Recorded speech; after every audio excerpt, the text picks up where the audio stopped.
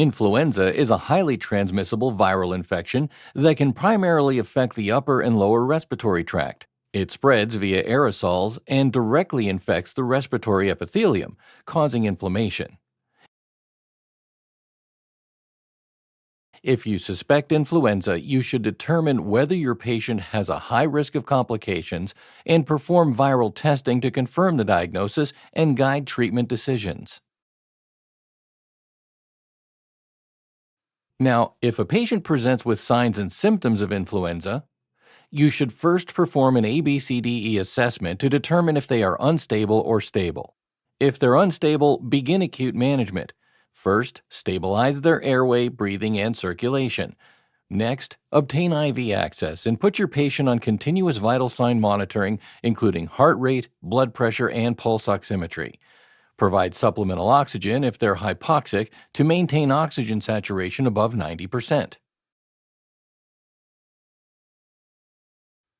Now, let's go back to the ABCDE assessment and discuss the approach to stable patients. First, perform a focused history and physical examination.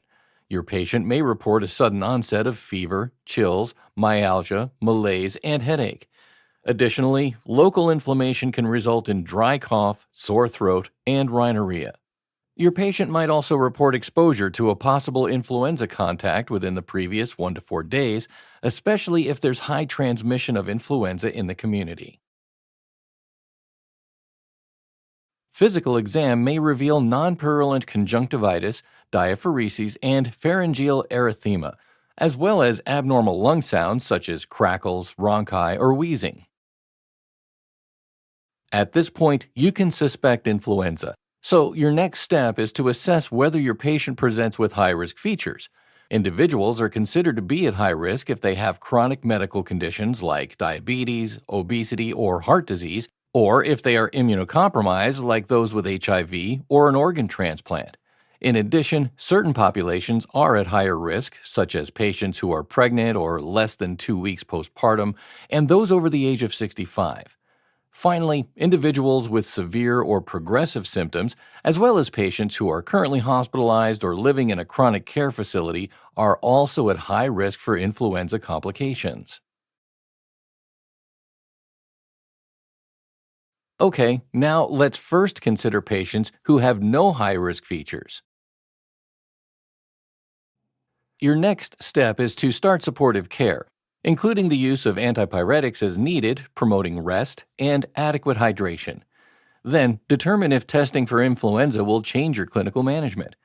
Viral testing isn't necessary in all situations. In fact, factors that indicate there's no need for testing include patients without high-risk features who have symptoms that are highly suggestive of influenza, as well as if community transmission is known to be high, like during the flu season, or if they don't have any high-risk household contacts. For most patients, all factors are present and testing is not indicated, so you can make a clinical diagnosis of influenza and continue supportive care. In addition, if their symptom onset was within 48 hours, you can consider offering them a neuraminidase inhibitor, or NAI, like oral oseltamivir. Lastly, encourage precautions for infection control until they have been fever-free for at least 24 hours. However, if any of these factors is not present, testing for influenza will indeed change your clinical management, so you should order a nucleic acid amplification test, or NAAT. If the NAAT result is negative for influenza, you should consider alternative diagnoses, such as respiratory syncytial virus, or RSV, parainfluenza virus, and SARS-CoV-2 infection. On the other hand, if the NAAT is positive, you can confirm the diagnosis of influenza. In this case, in addition to continuing supportive care, if your patient's symptom onset was within 48 hours, you can prescribe a neuraminidase inhibitor, or NAI, like oral oseltamivir. In addition, patients with confirmed influenza should implement precautions for infection control until they have been fever-free for at least 24 hours.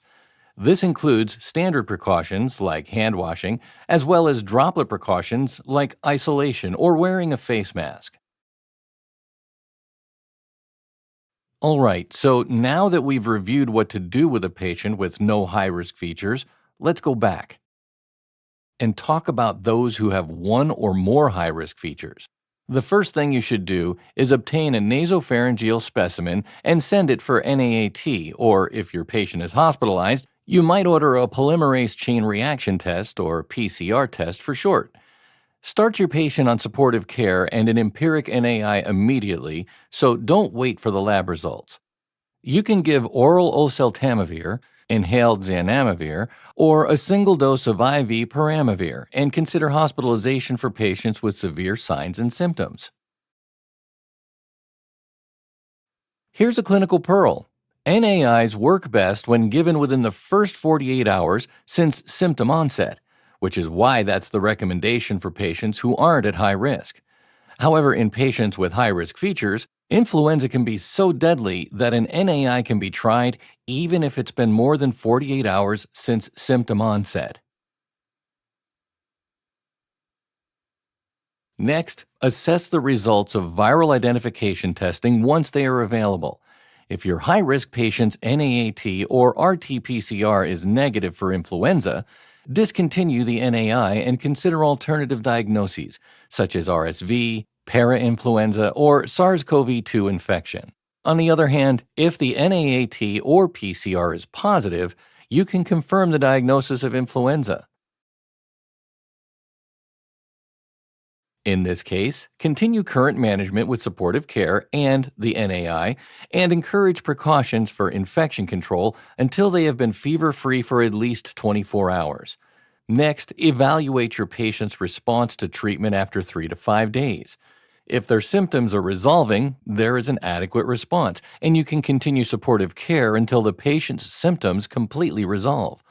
On the other hand, if their symptoms are not improving or worsening after 3 to 5 days, that's considered an inadequate response to the NAI. At this point, you should consider an alternative NAI and assess for complications, such as secondary bacterial infection, a viral co-infection, or the development of extrapulmonary manifestations of influenza, such as myocarditis or myositis. Now, one last clinical pearl to keep in mind. Annual vaccination is the most effective method available for preventing influenza and its complications. In certain situations, an NAI can be given to prevent influenza infection and control outbreaks, a practice called chemoprophylaxis.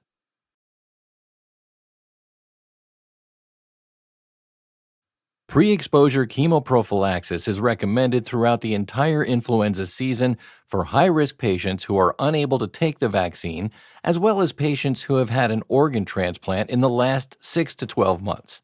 Short-term chemoprophylaxis should only be given to high-risk patients following vaccination, as it can take up to 2 weeks to become effective. Additionally, you should offer post-exposure chemoprophylaxis to unvaccinated individuals and those with a high risk of complications from influenza infection.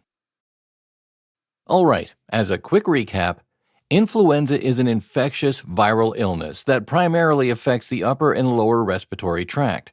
If you suspect influenza, you should assess for high-risk features. In those without high-risk features, start supportive care, and if needed, order an NAAT to confirm the diagnosis and proceed with an NAI if symptom onset was within 48 hours. On the other hand, in patients with high-risk features, you should perform NAAT or PCR, start supportive care, and an empiric NAI, and consider hospitalization. If the test is negative, discontinue the NAI and consider an alternative diagnosis. If the test is positive, continue the NAI and encourage precautions for infection control.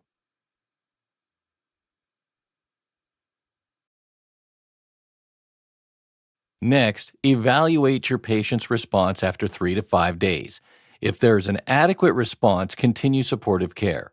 If there's an inadequate response, consider an alternative NAI and assess for complications.